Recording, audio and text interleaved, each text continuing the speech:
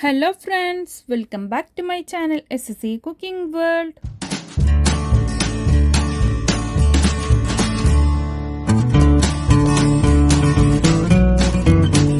ഇന്ന് ഞാൻ നിങ്ങളുടെ മുമ്പിൽ വന്നിട്ടുള്ളത് നല്ല ടേസ്റ്റി ആയിട്ടുള്ള വനില സ്പഞ്ചിൻ്റെ റെസിപ്പിയുമായിട്ടാണ് കേട്ടോ. അത് 1/2 കിലോ എങ്ങനെ ചെയ്യാമെന്നുള്ള റെസിപ്പിയാണ് ഉള്ളത്. അപ്പോൾ റെസിപ്പിയിലോട്ട് കിടക്കുന്നതിന് മുമ്പായി നമ്മളുടെ ഈ ചാനൽ ഇതുവരെ സബ്സ്ക്രൈബ് ചെയ്യാതെയാണ് ഏതെങ്കിലും കൂട്ടുകാർ എവിടെയെങ്കിലും കണ്ടുകൊണ്ടിരിക്കുന്നുണ്ടെങ്കിൽ ഒന്ന് പോയി സബ്സ്ക്രൈബ് ചെയ്യാനും കൂടെയുള്ള കുഞ്ഞു ബെൽ ബട്ടൺ ഒന്ന് പ്രസ് ചെയ്ത് സപ്പോർട്ട് ചെയ്യാനും മറക്കല്ലേ. എന്നാലേ ഞാനെടുത്ത പുതിയ പുതിയ വീഡിയോസിൻ്റെ നോട്ടിഫിക്കേഷൻ നിങ്ങളിലെത്തുകയുള്ളൂ. നിങ്ങൾക്കത് അപ്പോഴപ്പോൾ തന്നെ കാണാനും പറ്റത്തുള്ളൂ. ഇത് ഞാൻ ചെയ്തെടുക്കുന്നുള്ളത് എയർ ഫ്രയറിലാണ് കേട്ടോ. ഇതിനു വേണ്ടിയിട്ട് 2 മുട്ടയാണ് ഞാൻ എടുത്തിട്ടുള്ളത്. റൂം ടെമ്പറേച്ചറിലുള്ള മുട്ട തന്നെ എടുക്കണം, അത് പ്രത്യേകം ശ്രദ്ധിക്കണം കേട്ടോ. ഇത് അറിയാത്തവർക്ക് വേണ്ടിയിട്ടാണ് ഇങ്ങനെ എക്സ്പ്ലെയിൻ ആയിട്ട് പറഞ്ഞു തന്നിട്ടുള്ളത്. എന്നിട്ട് ഞാൻ ഒരു ബീറ്റർ വെച്ചിട്ട് നല്ല പോലെ ഫ്ലഫി ആക്കിയിട്ട് എടുക്കുന്നുണ്ട്. അപ്പോൾ ഇതിൻ്റെ ഇടയിൽ കൂടി തന്നെ ഞാൻ ഇതിലേക്ക് വനില എസൻസ് കൂടി ചേർത്ത് കൊടുക്കുന്നുണ്ട് കേട്ടോ. ഇതിലേക്ക് 1 ടീസ്പൂണ് വനില എസൻസ് കൂടി ഞാൻ ചേർത്ത് കൊടുത്തിട്ടുണ്ട്. എന്നിട്ട് നല്ല പോലെ തന്നെ കൈ ഇളക്കാതെ തന്നെ നമ്മൾക്ക് ഇതിനെ ബീറ്റ് ചെയ്തുകൊണ്ടിരിക്കാം. അത് നല്ലോണം ഫ്ലഫി ആയിട്ട് വന്ന് പിന്നെയാണ് ഞാൻ ഇതിലേക്ക് പൗഡേർഡ് ഷുഗർ ചേർത്ത് കൊടുക്കുന്നുള്ളത്. 1/2 കപ്പ് ഷുഗറിന് ഞാൻ പൊടിച്ചിട്ടാണ് ഇതിലേക്ക് ചേർത്ത് കൊടുക്കുന്നുള്ളത്.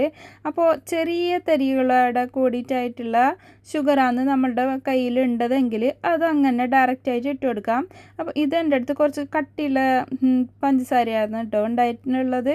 അതുകൊണ്ടാണ് ഞാൻ പൊടിച്ചിട്ട് ഇട്ട് കൊടുത്തിട്ടുള്ളത്. ഇത് ഇത്രയും മതി.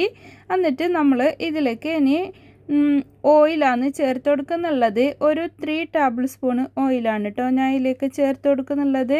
അപ്പോൾ ബട്ടർ ഉണ്ടെങ്കിൽ ബട്ടർ മെൽറ്റ് ചെയ്തിട്ട് ഒരു 3 ടേബിൾ സ്പൂൺ ചേർത്ത് കൊടുത്താലും മതി, കൂടുതൽ വേണ്ട. ഇത്ര തന്നെ ഇതിലേക്ക് പെർഫെക്റ്റ് ആണ്.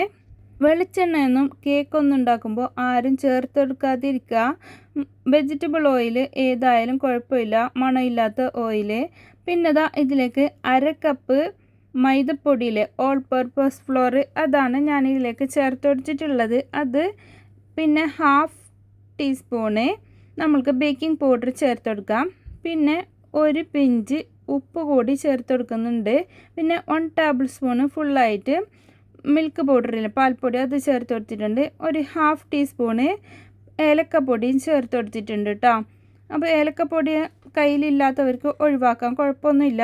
എനിക്ക് അതുകൂടി ഇട്ടുകൊടുത്തിട്ടാകുമ്പോൾ അത് പിറ്റേ ദിവസമൊക്കെ ആകുമ്പോൾ ഭയങ്കര ഒരു ടേസ്റ്റാണ് കിട്ടുന്നുള്ളത്. ഏലക്കാൻ്റെ ഫ്ലേവറും ഭയങ്കര ഇഷ്ടമാണ്, അതുകൊണ്ടാണ് അങ്ങനെ ചെയ്തെടുത്തിട്ടുള്ളത്. എന്നിട്ട് നമ്മൾ കുറച്ചായിട്ട് ഈ ഡ്രൈ ഇൻഗ്രീഡിയൻസ് ഇതിലേക്ക് ഇട്ട് കൊടുത്തിട്ടായിട്ട് കട്ട് ആൻഡ് ഫോൾഡ് മെത്തേഡിൽ ഒന്ന് നമ്മൾക്ക് ഇതിനെ മിക്സ് ചെയ്തെടുക്കാം. അതിനുശേഷം നമ്മൾ 1/2 കിലോൻ്റെ കേക്ക് ടിന്നാണ് കേട്ടോ ഇത്. അതിലേക്ക് ഞാൻ ഈ ബാറ്റർ ഒഴിച്ച് കൊടുക്കുന്നുണ്ട്. ആദ്യം ഞാൻ ബട്ടർ തേച്ച് കൊടുത്തിട്ടായിട്ട് ബട്ടർ പേപ്പർ വെച്ച് കൊടുത്തിട്ടുണ്ട്, ചുറ്റിലും വെച്ച് കൊടുത്തിട്ടുണ്ട്, അടിയിലും വെച്ച് കൊടുത്തിട്ടുണ്ട്. അതിന് ശേഷമാണ് ഈ ബാറ്റർ അതിലേക്ക് ഒഴിച്ച് കൊടുക്കുന്നുള്ളത്. എന്നിട്ട് ഒന്ന് ടാപ്പ് ചെയ്തെടുക്കാം.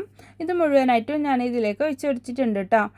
ഇത് പ്രീ ഹീറ്റ് ചെയ്യേണ്ട ആവശ്യമൊന്നുമില്ല എയർ ഫ്രയർ ആകുമ്പോഴേക്ക്. ഇത് 1/2 കിലോൻ്റെ ടിന്നാണ് കേട്ടോ. 1/2 കിലോൻ്റെ ടിന്ന് കേട്ടോ എൻ്റെ കയ്യിലുള്ളത്. അപ്പോൾ 4.5 ലിറ്ററും ഇതിൽ വരുന്നുണ്ട്. നമ്മളെപ്പോഴും ചെറുത് വാങ്ങിക്കുന്നതിനാട്ടിയും മീഡിയം സൈസോ അതിൽ വലുതോ വാങ്ങിക്കാൻ ശ്രമിക്കുക. എന്നാൽ നമ്മളെ കയ്യിൽ ഇരിക്കുന്നുള്ളത് 1 കിലോൻ്റെ ടിന്നും ഇതിലേക്ക് പിടിക്കുന്നുണ്ട്. ഇത് 7 ഇഞ്ചിൻ്റെ ടിന്നാണ് കേട്ടോ. അപ്പോൾ 1 കിലോ 1/2 കിലോ എന്ന് പറഞ്ഞിട്ട് എൻ്റെ കയ്യിലുള്ള 1/2 കിലോൻ്റെ ടിന്നും 1 കിലോൻ്റെ രണ്ടും എനിക്ക് ഇതിലേക്ക് പെർഫെക്റ്റ് ആയിട്ട് പിടിക്കുന്നുണ്ട്. അപ്പോൾ ഇതിൽ ഉണ്ടാക്കുകയാണെങ്കിൽ പെട്ടെന്നായി കിട്ടുന്നുണ്ട്. മറ്റേലെങ്കിൽ ആണെങ്കിൽ 45 മിനിറ്റ് ഒക്കെ എടുക്കുന്നുണ്ട്.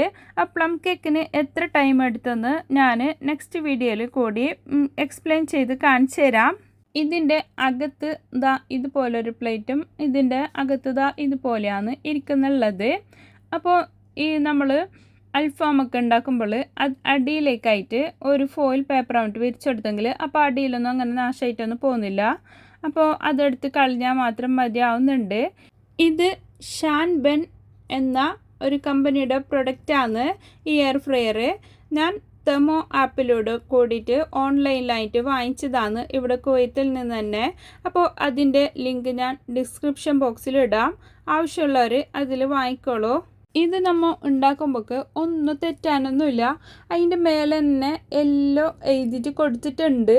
ഫ്രഞ്ച് ഫ്രൈസിൻ്റെത്, ചിക്കൻ്റെത്, എത്ര ഡിഗ്രിയിൽ എത്ര മിനിറ്റ് വരെ ഇത് വെക്കണം എന്നുള്ളതും, പിന്നെ സ്റ്റീക്കിൻ്റെതായാലും സ്ട്രിംസിൻ്റെതായാലും എല്ലാം അതിൻ്റെ മേലെ തന്നെ എഴുതിയിട്ട് കൊടുത്തിട്ടുണ്ട് കേട്ടോ.